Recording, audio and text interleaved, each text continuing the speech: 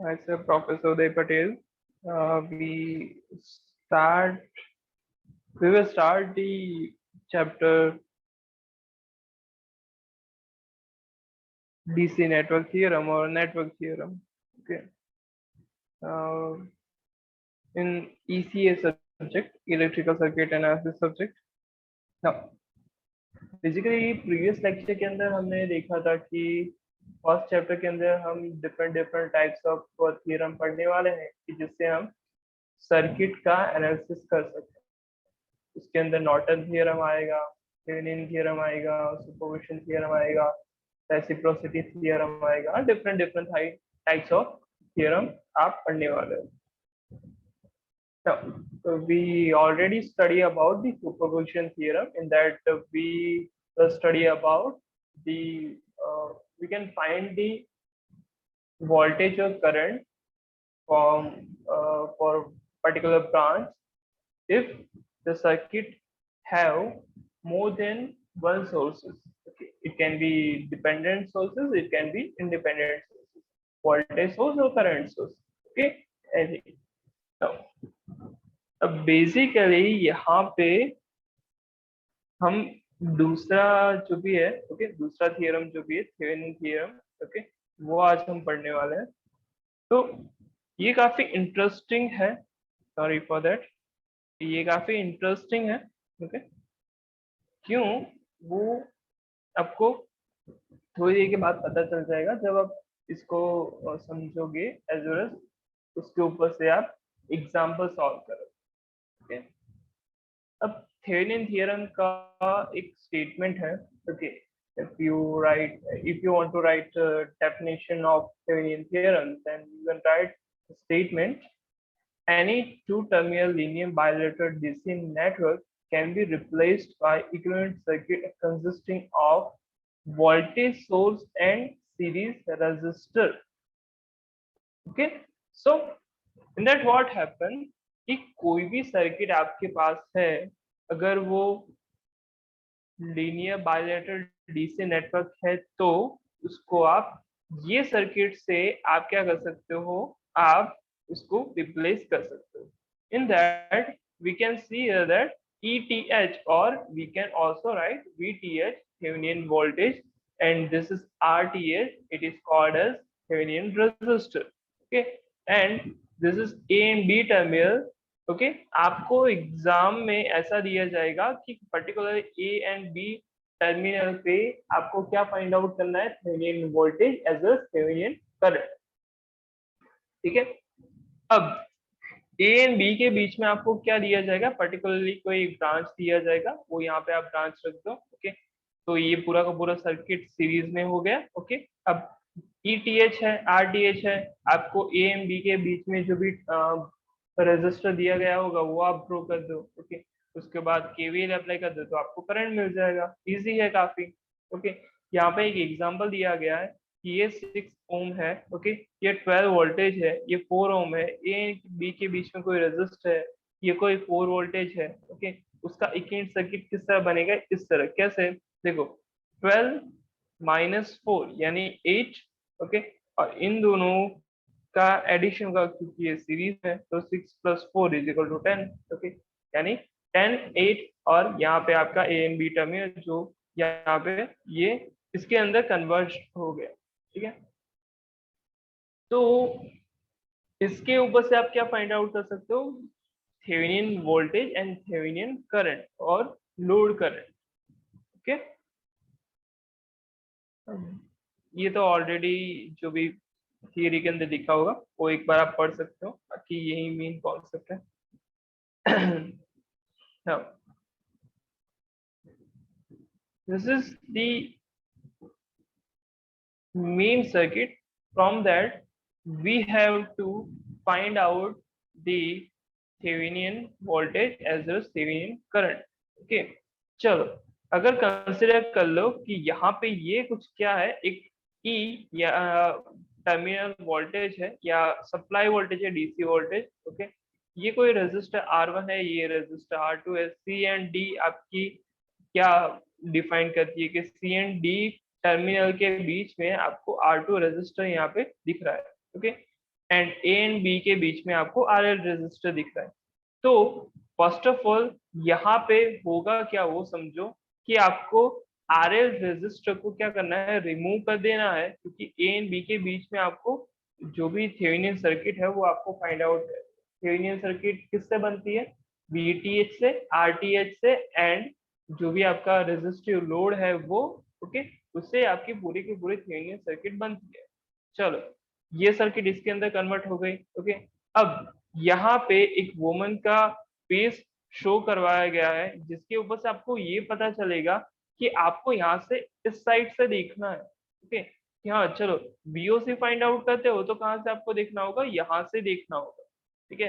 अगर आप VOC find out करना चाहते हो तो इनडायरेक्टली क्या बोल सकते हो कि VOC इज इक्वल टू क्या है कि ए एंड बी के बीच में वोल्टेज है। अब डायरेक्टली पैरेलल वोल्टेज क्या होता है, सेम होता है ना, ठीक है। तो आप सी एंड डी के बीच में जो भी आपका R2 रेजिस्टर है, ओके, उसके अक्रॉस का वोल्टेज फाइंड आउट कर लो तो आपको VOC मिल जाएगा।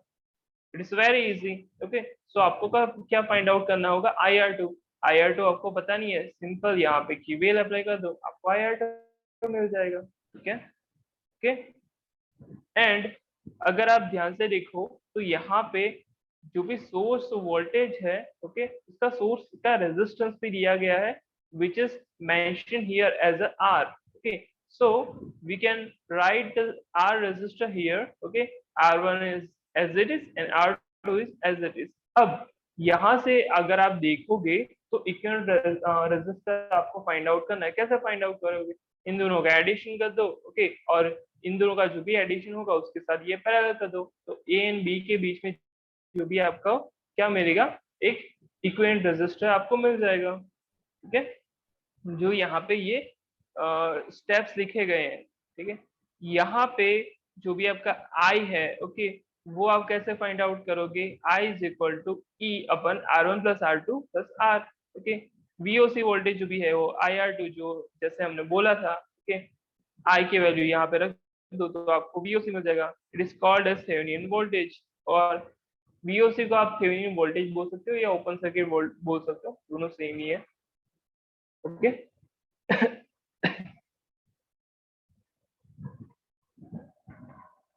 जो मैंने जैसे बोला कि हाँ चलो R2 and R1 plus R parallel है तो उसके ऊपर से आपको ये मेन रेजिस्टेंस मिल जाएगा, which is called as Thevenin resistance, okay.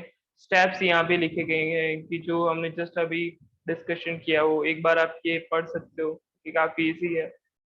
लेकिन उससे अच्छा है कि देखो हर बार आप जो थियरी पढ़ते हो, ओके, जब आप एग्जाम्पल सॉल्व करते हो तो उसके स्टेप्स आपको ज्यादा याद रहते हैं, ठीक है। स्टेप बाय स्टेप हम जाएंगे, उसके अंदर क्या क्या हम स्टेप्स कवर अप करते हैं वो याद रख लो, ठीक है। उसके ऊपर से आप अपनी लैंग्वेज में थियरी को लिख सकते हो, ठीक है।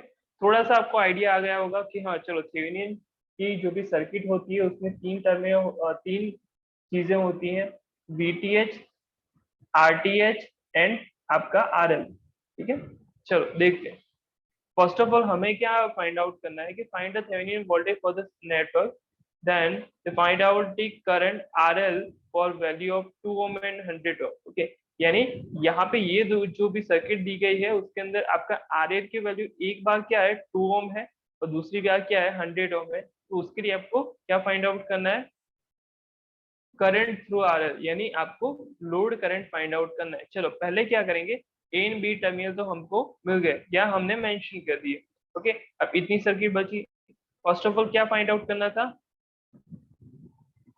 यहाँ पे फर्स्ट ऑफ ऑल VOC आपको फाइंड आउट करना है। कैसे फाइंड आउट करोगे आप,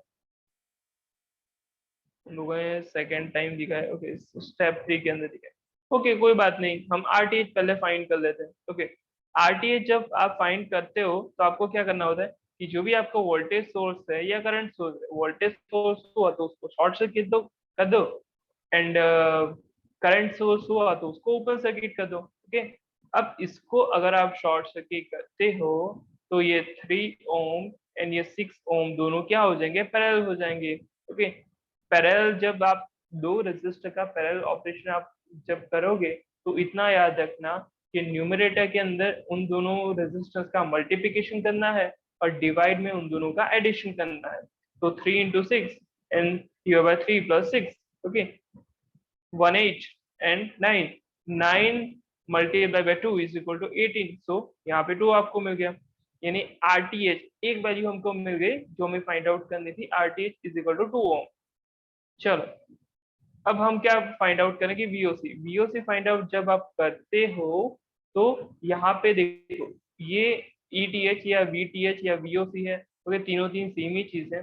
तो आपको ये रेजिस्टर के अंदर से जो भी करंट है वो फाइंड आउट करना है, ठीक है।